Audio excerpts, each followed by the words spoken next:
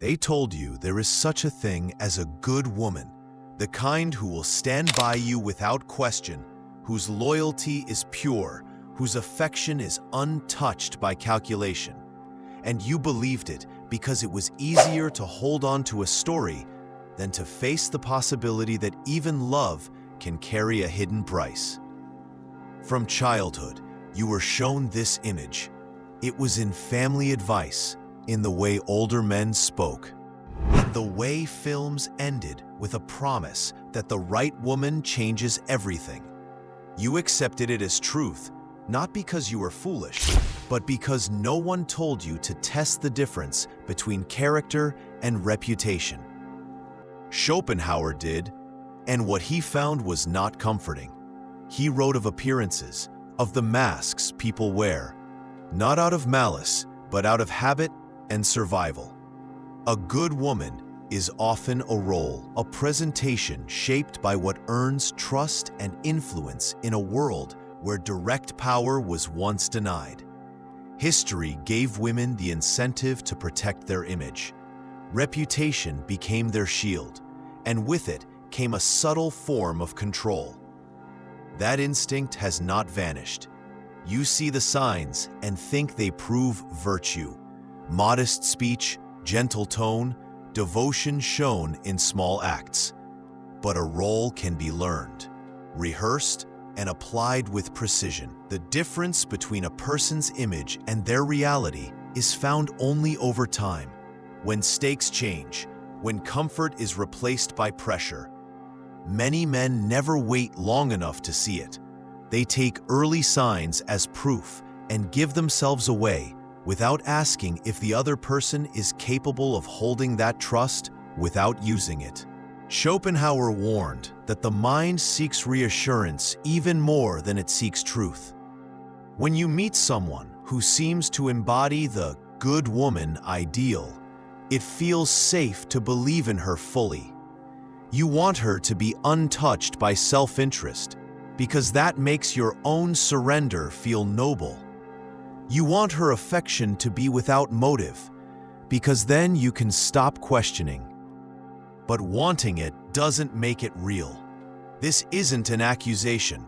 It's an invitation to see clearly. A good woman can exist in moments, in actions, in choices, but when you turn that into an identity, you blind yourself to the reality that every person responds to incentives and every role serves a purpose. If you ignore this, you don't just risk disappointment. You risk shaping your life around an image that was never meant to bear that weight. Schopenhauer's point was simple. The truth does not destroy love. It strips away the illusions that make love fragile. And if you cannot look at someone without the myth, you will never see them at all. You see her move through a room with grace, hear her speak with kindness, watch her treat others with courtesy, and without even realizing it, you begin to believe these are the unshakable signs of good character. But Schopenhauer warned that such impressions often tell you nothing about who a person truly is when comfort turns into conflict. Reputation is public, character is private. A person's reputation is built on what is seen, often shaped for the benefit of others. It is a performance in plain sight, and it can be maintained for years without revealing what lies beneath. Character shows itself when there is no audience, when there is nothing to gain from behaving well. Schopenhauer understood this distinction and saw how easily men confuse the two, especially when desire clouds their judgment. Imagine a man who meets a woman through mutual friends. He hears nothing but praise about her. How polite she is, how loyal she's been in past relationships, how she's the type of woman you can trust. Within weeks, he starts shaping his decisions around the belief that she is exactly as others describe. But what has he actually tested? Nothing. He has seen the role she plays in public spaces, not the reality that emerges under strain. Schopenhauer would call this surrendering to representation, mistaking the appearance of virtue for its substance. Men often hand over trust as a reward for the idea of goodness rather than the proof of it. They interpret gestures as guarantees and overlook the fact that gestures can be calculated, sometimes unconsciously, to reinforce a certain image. This isn't about cynicism. It's about precision. The good woman label is not a verdict handed down by fate. It's a reputation, and reputations can be accurate or false, stable or situational. The danger lies in attaching your life, your plans, and your identity to that label before it has been tested in moments where there is something at stake for her. Schopenhauer's advice, though rarely followed, was to watch how someone acts when it costs them something: time, comfort, pride, or advantage. Does the behavior remain, or does the image shift? That is where character becomes visible. A woman can be warm and generous in the glow of mutual benefit, and yet turn cold or strategic when advantage is threatened. This does not make her evil, it makes her human. But if you don't see it, you will treat the role as reality and suffer the consequences when they diverge. The truth is not that all reputations are false. The truth is that reputations are incomplete. And when you mistake them for the whole picture, you are not loving a person, you are loving an image. Schopenhauer believed that no man can afford to do that and remain free.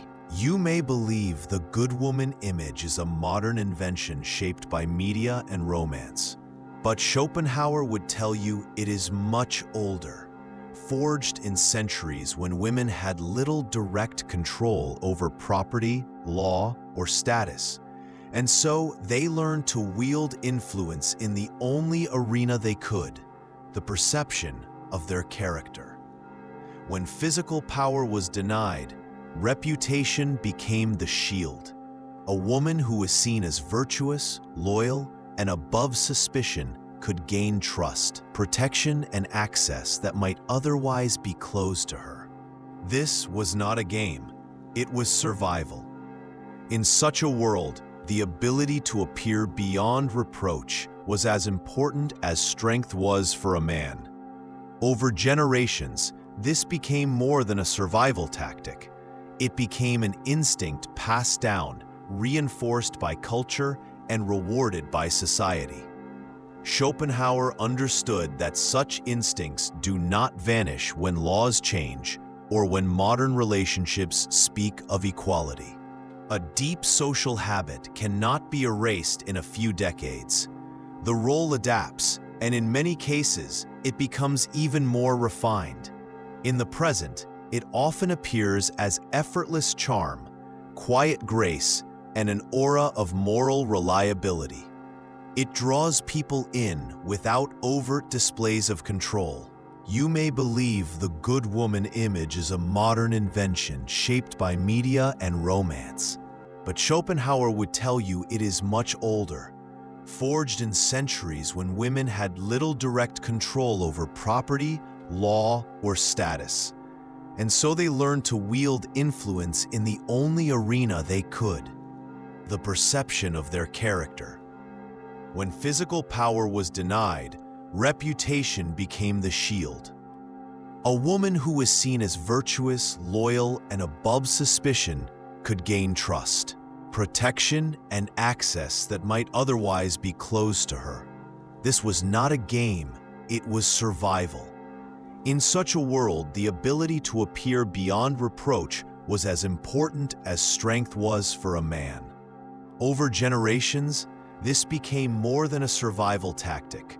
It became an instinct passed down, reinforced by culture and rewarded by society. Consider a simple example. A woman at work is well liked by colleagues. She avoids open confrontation, offers help when asked, and listens with care. In the background, she knows exactly which alliances to keep, which conversations to recall later, and how to remain in the good graces of those who matter. None of this is cruel. It is calculated to preserve her standing and protect her influence. And if you met her outside that setting, you might see the same skills in how she manages closeness in a relationship.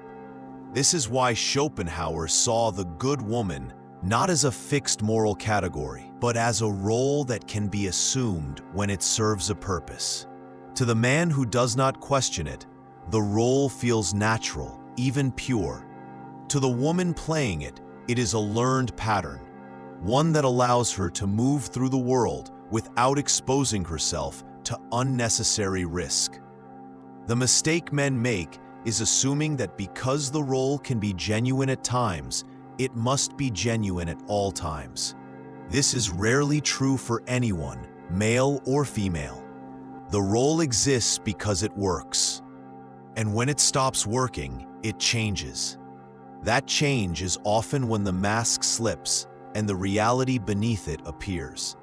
Schopenhauer's point was not to condemn the role, but to see it. Only then can you decide whether you are in love with the person or with the performance that has been perfected over generations. You may think love is built on equal giving, but Schopenhauer would tell you that in most relationships, there is always an unspoken balance of need, and the one who needs less quietly sets the terms, while the one who needs more gives away control without ever realizing it. This is not cynicism, it is observation. In any bond, romantic or otherwise, the side with less dependency has greater leverage. They can choose when to give attention, when to create distance, when to say yes, and when to say no. The other side, fearing loss, adjusts their behavior to hold on to what they value. This exchange is often invisible at the start, wrapped in warmth and good intentions, but over time, the pattern becomes clear. Schopenhauer saw this in the way men pedestalize the so-called good woman. They enter with the belief that her approval is the prize. They adjust themselves to keep her pleased, to protect the image of being loved by someone pure and loyal. In doing so, they quietly give her more influence than they keep for themselves. It may begin with small concessions, agreeing to plans they dislike, avoiding certain truths to prevent tension, but each concession reinforces the imbalance.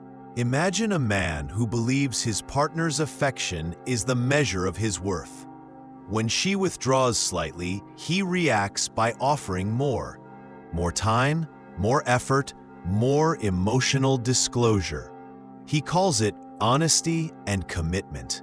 She, without malice, learns that pulling back increases his investment. It becomes a rhythm, not always conscious, but powerful all the same. This is the choreography Schopenhauer spoke of, a pattern in which each step of closeness and distance determines who leads. The good woman image makes this harder to see. If you believe she is above self-interest, you will not question the shifts in her engagement. You will explain them away or blame yourself for any change in her warmth. That blindness cements the power exchange. And because the role carries moral weight, challenging it can feel like accusing her of something she has not done. So most men stay silent. Schopenhauer's insight was not that love must be a contest, but that without awareness, it often becomes one. Balance is not created by equal words or gestures. It is created when both sides can walk away if they must. If one cannot, the other will inevitably, even unconsciously, lead. The one who needs less controls more. If you forget this, you risk confusing love with dependence and mistaking influence for affection. And in that state, the myth of the good woman is not just unhelpful. It is the very reason you no longer hold the rhythm of your own life. There comes a moment, often small and unexpected, when the good woman image you've been holding begins to shift, and you realize that what you thought was permanent virtue may have only been the face she showed while the circumstances made it easy to wear. It might happen after a disagreement where you refuse to yield. It might happen when your priorities clash with hers in a way that affects her comfort. Or it might happen when your attention turns elsewhere and she no longer feels the same pull over your decisions. In that moment, you don't see the role, you see the person beneath it.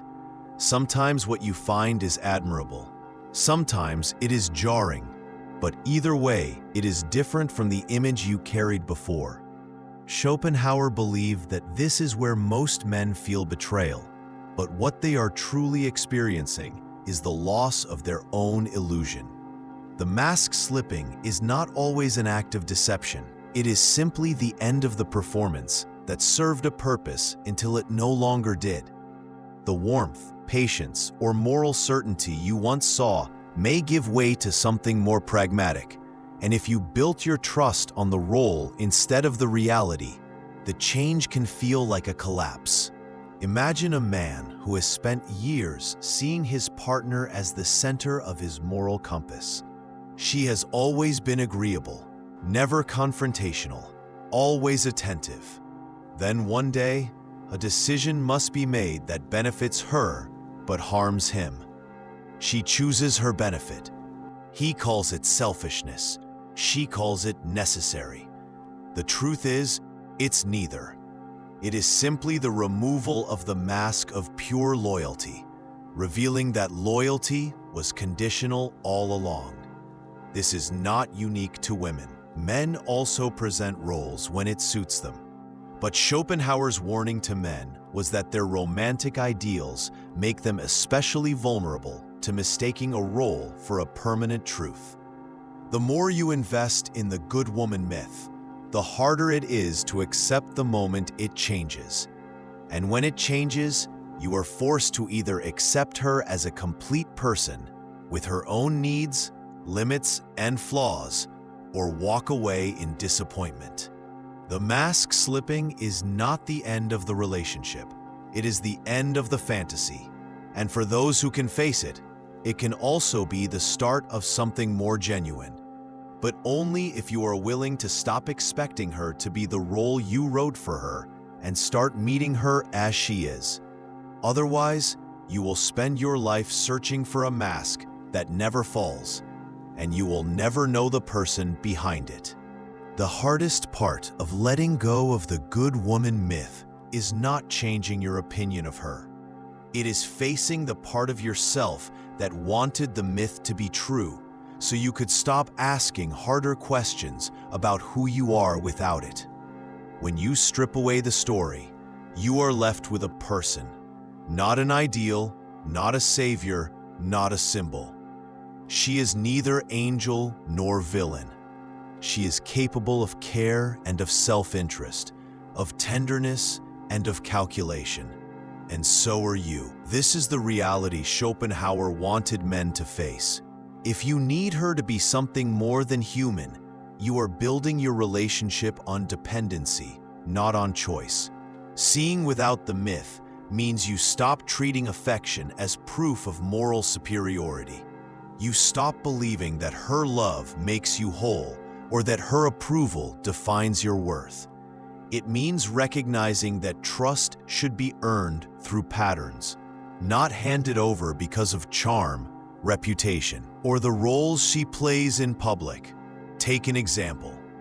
A man meets a woman who fits everything he's ever wanted: kind, attentive, intelligent. She is consistent, and over time, he sees that she keeps her word even when it costs her. He trusts her not because she seems like a good woman, but because her actions hold up when it matters. The trust is grounded in reality, not in a role. That is the difference. When you see clearly, you can respect her strategies without resenting them. You can understand that the skills she uses to navigate the world are not designed to harm you, but to keep her safe in a world that still rewards perception as much as truth. You no longer fear the mask because you know what is behind it, and you can decide if you accept it. Schopenhauer's challenge was not to turn love into suspicion, but to remove the illusions that make love fragile. Without the myth, you are not threatened when she shows ambition or defends her own interests. You expect it. You can set your boundaries without guilt, and you can walk away if those boundaries are crossed, not in anger, but in clarity. This is how love stops being a story you tell yourself and becomes something you choose every day. You don't need her to play the good woman for you to value her, and you don't need to be the man who trades his freedom for reassurance.